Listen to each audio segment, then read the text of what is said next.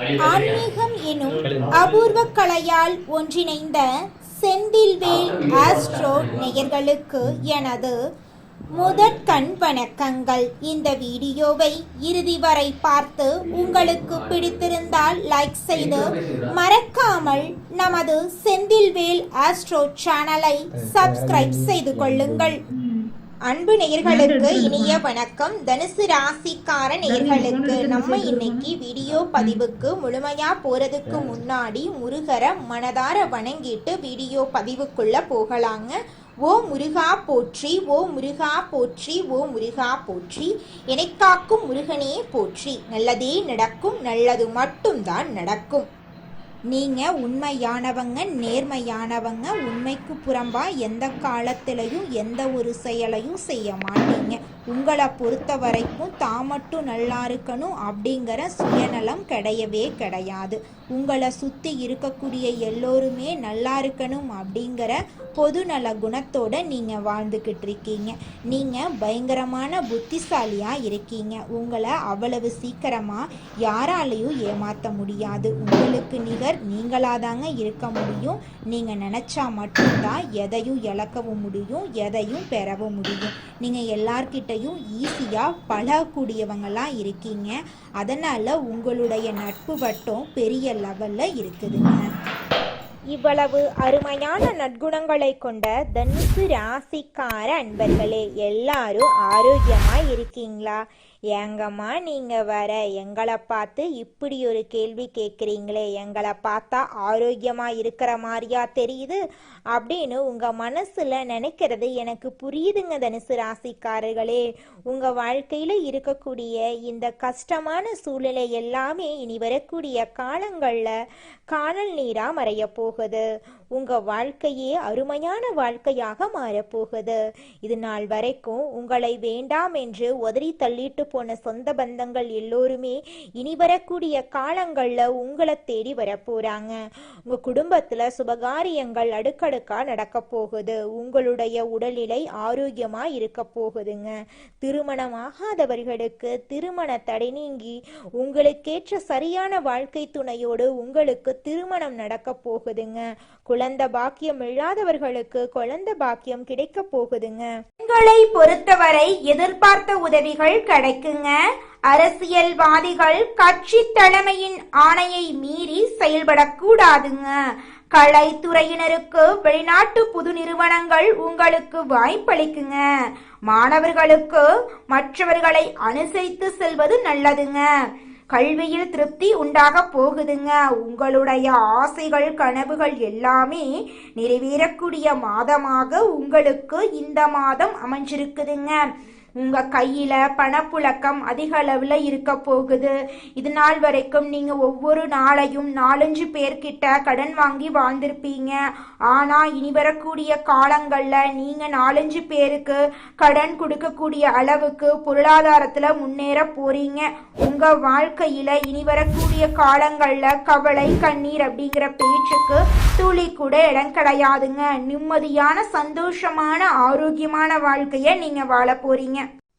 இந்த வீடியோ பதிவு முழுமையாக தனுசு ராசிக்காரர்களுக்கானதுங்க.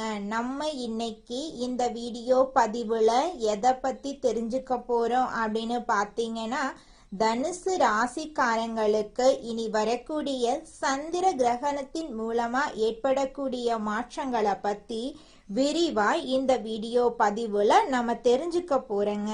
2026 ஆண்டுல வரக்கூடிய முழு சந்திர கிரகணம் கும்பம் ராசியில நகல இருக்கு. இது சில ராசிக்காரர்களின் வாழ்க்கையில பெரும் தாக்கத்தை ஏற்படுத்தும். குறிப்பா தனுசு ராசிக்காரர்களுக்கு இது திருப்பு முனையா இருக்குங்க. தனுசு ராசிக்காரங்க மற்றவர்களை பார்த்து சுதாரிச்சு கொள்ளணுங்க.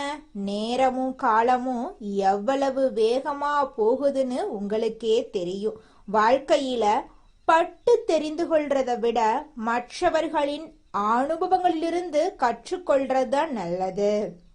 பலருக்கு கனவு வாழ்க்கை நிஜமாகிறது இல்லை. தனுசு ராசிக்காரங்க மனசுல உள்ள கடந்த கால நிகழ்வுகளை அகற்றோனுங்க. பழைய நினைவுகள், சோகம், குழப்பம், பயம் போன்றவற்றை துடைத்தெறியோனுங்க. அப்பத்தாங்க நீங்க வாழ்க்கையில ஜெயிக்க முடியும். வேலை, வருமானம், தொழில் போன்ற காரணங்களுக்காக நீங்க பணம் தேடி செல்லக்கூடிய சூழ்நிலை உருவாக போகுது. பணம் உங்களை தேடி வரக்கூடிய வகையில எதிர்காலத்துல திட்டமிடல் சிறப்பாக இருக்கணுங்க. அப்படி இருந்தாதான் பணம் உங்களை தேடி வரும். தனுசு ராசிக்காரங்க தன்னை தானே நிறைய கேள்விகளை கேட்டுக்கொள்ளணுங்க. நான் எதற்காக இந்த பூமியில பிறந்தேன்? நான் ஏன் இப்படி இந்த நிலையில இருக்கேன்? எதற்காக இதை செய்யற? இனி எதற்காக இதை செய்கிறோம்?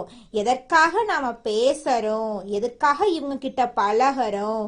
எதற்காக இந்த இடத்துல நிக்கிறோம்? அப்படிங்கிற கேள்விகளை எழுப்புறது ரொம்பவும் நல்லதுங்க. வாரத்துல ஒரு முறை செவ்வாய்க்கிழமைகள்ல முருகன் கோவிலுக்கு போயிட்டு முருகர்கிட்ட உங்க வாழ்க்கையில இருக்கக்கூடிய நிறை குறைகளை சொல்லிக்கிட்டு வாங்க.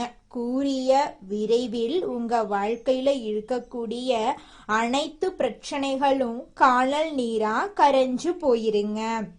இது நாள் வரைக்கும் உங்களை வேண்டான்னு உதறி தள்ளிட்டு போன உங்களோட உற்றார் உறவினர்கள் எல்லோருமே இனி வரக்கூடிய காலங்கள்ல உங்களை தேடி வந்துருவாங்க.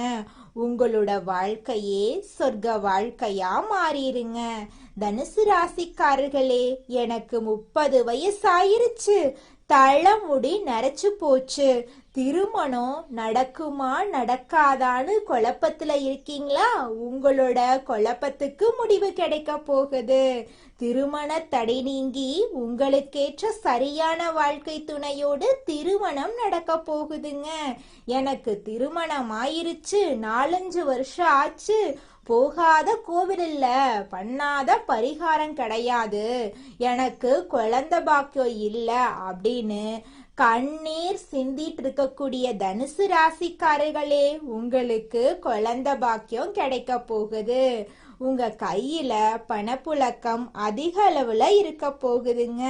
உங்களோட ஆசைகள் கனவுகள் எல்லாமே நிறைவேற போகுது. உங்க வாழ்க்கையே சொர்க்க வாழ்க்கையாக மாறப்போகுதுங்க. தனுசு ராசிக்காரர்களே, கடவுள் உங்களை மைதானத்துல இறக்கி விட்டு கை கட்டி கம்முன்னு நிக்கிறாரு. நீங்க எப்படி விளையாடுறீங்க அப்படிங்கறத பொறுத்து தான் வெற்றி தோல்வி நிர்ணயிக்கப்படுது. வாழ்க்கைய எளிதாக அமைத்துக்கொள்ள இந்த காலம் உங்களுக்கு உறுதுணையா இருக்குங்க. கண் திருஷ்டியால உங்க வாழ்க்கைக்கு எந்த ஒரு பாதிப்பும் வராம இருக்க நீங்க செய்யக்கூடிய விஷயங்களை பத்தி நம்ம தெரிஞ்சுக்கலாங்க. தினமும் காலையில குளிச்சுட்டு வீட்டுல தீபம் ஏத்துங்க. முருகரை மனதார வேண்டிக்கிட்டு ஓ முருகா போற்றி அப்படிங்கிற மந்திரத்தை தினமும் 3 முறை சொல்லிக்கிட்டு வாங்க. வீட்டில் கற்பூரம் காட்டுங்க, சாம்பிராணி புகை போடுங்க, உப்பு அது கூட மிளகையும் சேர்த்து வீட்டை சுத்தி போடுங்க. எலுமிச்சைய வச்சு திருஷ்டி பூஜை பண்ணுங்க. கருப்பு நூல் கட்டுங்க. வீட்டில் நவரத்னம் கையில் அணிஞ்சுக்கோங்க. வெள்ளிக்கிழமைகள்ல லட்சுமி பூஜை பண்ணுங்க. செவ்வாய்க்கிழமைகள்ல மறக்காம முருகரை மனதார வேண்டிக்கோங்க. சனிக்கிழமைகள்ல சனி பகவானை வேண்டிக்கோங்க. உங்க வாழ்க்கையில எந்த ஒரு திருஷ்டியும் எந்த பாதிப்பையும் ஏற்படுத்தாது. வீட்டுக்கு முன்னாடி எலுமிச்சை மிளகாயை தொங்க விடணும். கல்லுப்பு ஒரு கிண்ணத்துல வச்சிடணும். வீட்டுல துளசி செடி வளர்க்கணும். பூஜை அறைய சுத்தமா வச்சுக்கணும். வாரத்துக்கு ஒரு நாள் முழுவதும் உங்க வாழ்க்கையில இருக்கக்கூடிய அனைத்து பிரச்சனைகளையும் உங்க வீட்டுக்கு பக்கத்துல இருக்கக்கூடிய முருகர் ஆலயத்துக்கு போயிட்டு முருகர்கிட்ட சொல்லிட்டு வந்துருங்க. வீட்டுல நல்ல வாசனை பொருட்களை வச்சிருக்கணும். கதவுக்கு முன் கோலம் போடணும். கண் திருஷ்டி கண்ணாடி வச்சிருக்கணும். பழைய உடைந்த பொருட்களை உங்க வீட்டிலிருந்து அகற்றது நல்லது.